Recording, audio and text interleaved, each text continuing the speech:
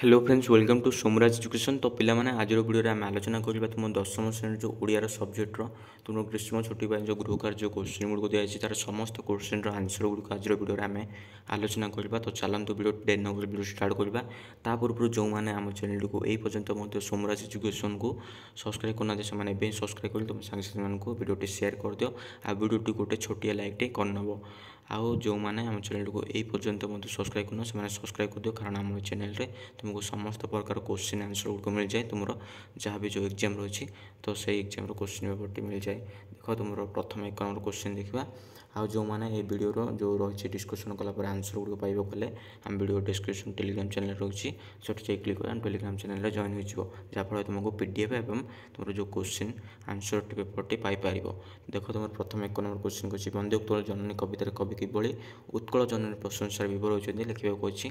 तो देख ये भाव लिख लिख जो जन सरस्वती प्रतिभा बलिष्ठ लेखनी मुनि भाषा साहित्य को समुद्र कर गढ़ी तुलुं से कांत कवि लक्ष्मीकांत महापात्र अन्यतम ये महान प्रतिभा अनेक सारस्वत सृष्टि कर कालजी उपन्यास कणामामू।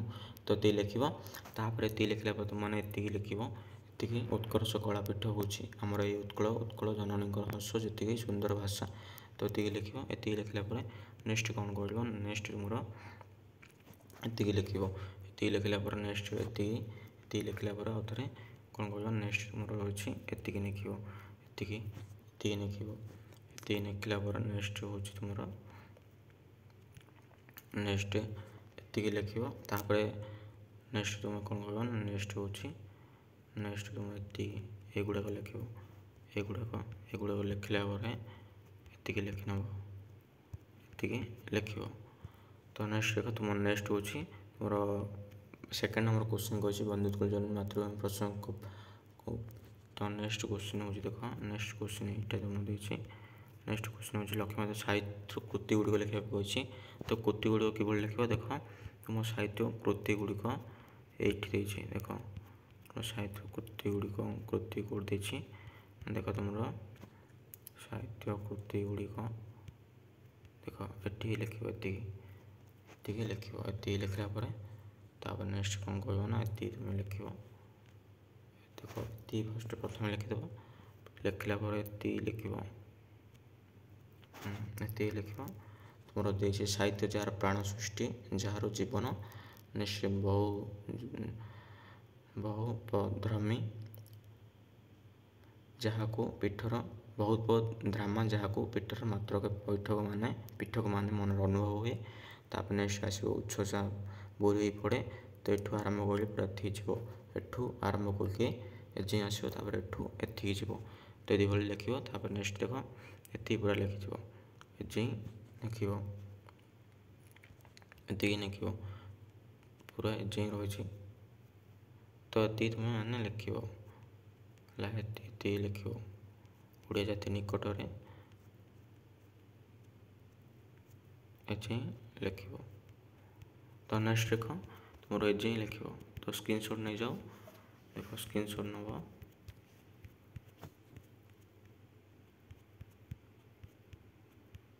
तो आम प्रथम कौन कर क्वेश्चन गुड सारी ना देखा तुम स्क्रीनशॉट देख नेक्स्ट तुम 3 नंबर रचना लिखा कही सड़क सुरक्षा उपक्रम लिख सड़क दुर्घटना कारण निराकरण उपाय सूचना पदक्षेप उपसंहार। तापर नेक्स्ट तुम 4 नंबर देखिए ग्राम में पानी जल अभाव हेतु निराकरण मंडल उन्नयन अधिकारी को पत्र लिखा कही। 5 नंबर वाक्य व्याकरण बहर वाक्य विचार देती। तो तुमने निज बही लिख ओडार 6 जन कवि नाम लिखे से द्वारा लिखित साहित्य गुड़ को सारणी प्रस्तुत करने को। देख आम प्रथम कौन कर उत्तर गुड़िक देखा। तो देख तुम उत्तर नेक्स्ट हूँ तुम जो कही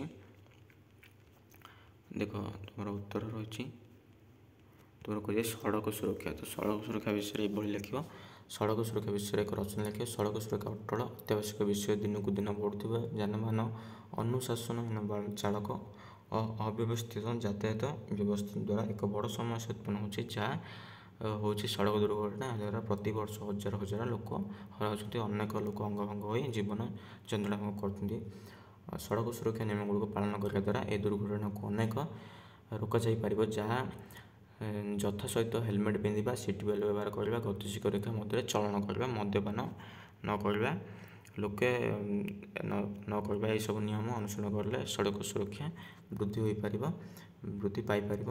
ସଡ଼କ ସୁରକ୍ଷା ଶିକ୍ଷା ସଚେତନ ଅଭିଯାନ ବିଷୟକ ଭୂମିକା ନିଭାଏ। ବିଦ୍ୟାଳୟମାନେ ଛାତ୍ରଛାତ୍ରୀମାନଙ୍କୁ ସଡ଼କ ସୁରକ୍ଷା ବିଷୟରେ ଶିକ୍ଷା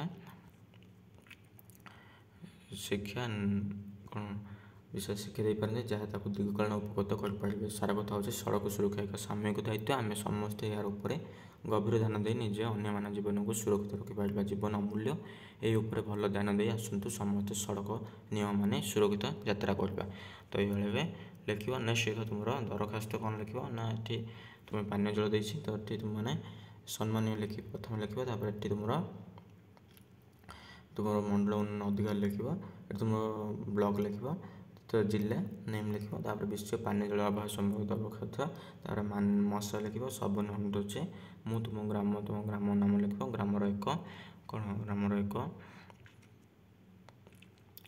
ଗ୍ରାମର ଏକ ସଚେତନ ନାଗରିକ ଭାବେ ଦରଖାସ୍ତ ପତ୍ର ଦେଉଛି କି ଆମ ଗ୍ରାମରେ ଗତ କିଛି ମାସ ହେଉଛି ଗଭୀର ପାନୀୟ ଜଳ ଅଭାବ ଦେଖାଯାଉଛି। ପୁରୁଣା ନଳ ଓ ଟ୍ୟୁବୱେଲ୍ ବିକଳ ଅବସ୍ଥାରେ ରହିଛି।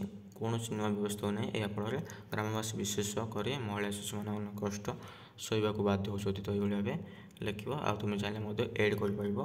ଅତଏବ ଆପଣଙ୍କୁ ବିନମ୍ର ଅନୁରୋଧ କରୁଛି ଯେ ଦୟାକରି ଆମ ଗ୍ରାମରେ ପାନୀୟ ଜଳ ଉପଯୋଗ ଯୋଗାଉଥିବା ନୂଆ ବ୍ୟବସ୍ଥା ଗ୍ରହଣ କରିବେ। ଏହାଦ୍ୱାରା ଗ୍ରାମବାସୀମାନେ ସ୍ୱାସ୍ଥ୍ୟ ଜନିତ ଅସୁବିଧାରୁ ମୁକ୍ତି ପାଇବା ଆଶା କରୁଛି। ଆପଣ ଆବଶ୍ୟକ କାର୍ଯ୍ୟାନୁଷ୍ଠାନ ଗ୍ରହଣ କରିବେ। ସମ୍ମାନରେ ତୁମ ନାମ ତୁମ ଠିକଣା ତ ଲେଖିବ। ଏଇଭଳି ଭାବେ ଲେଖିଦେବ। ତ ନେକ୍ସଟ ଦେଖ ଆଉ ଡେଟ୍ ପକାଇଦେବ। ତ ନେକ୍ସଟ କ'ଣ ରହିଛି ନା ନେକ୍ସଟ ରହିଛି ତୁମ ବାକ୍ୟ ବିଚାର। ତ ଏଠି ତୁମେ ନିଜ ବ୍ୟାକରଣ ବହିରୁ ଖୋଜିକି ଲେଖିବ। ତ ଦେଖ ତୁମର କୋଶ୍ଚିନ୍ ରହିଛି।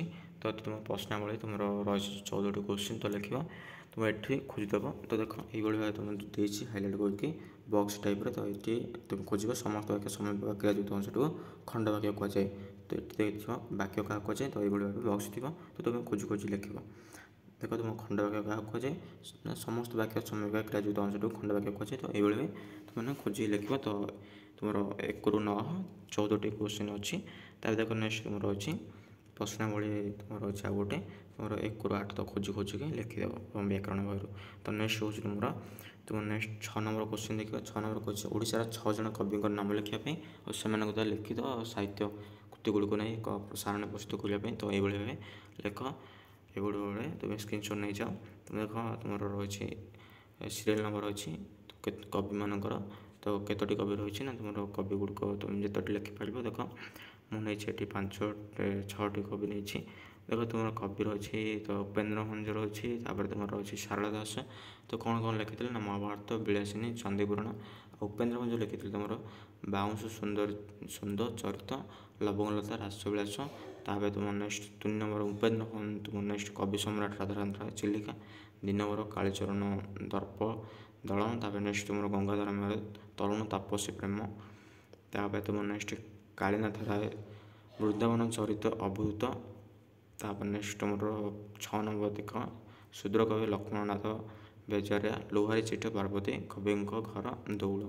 ତ ଏଇଭଳି ଭାବେ ଲେଖିଥିଲେ। ତୁମେ ଚାହିଁଲେ ମଧ୍ୟ ଏଡ଼୍ କରିପାରିବ ଅନ୍ୟ କବି ଗୁଡ଼ିକୁ।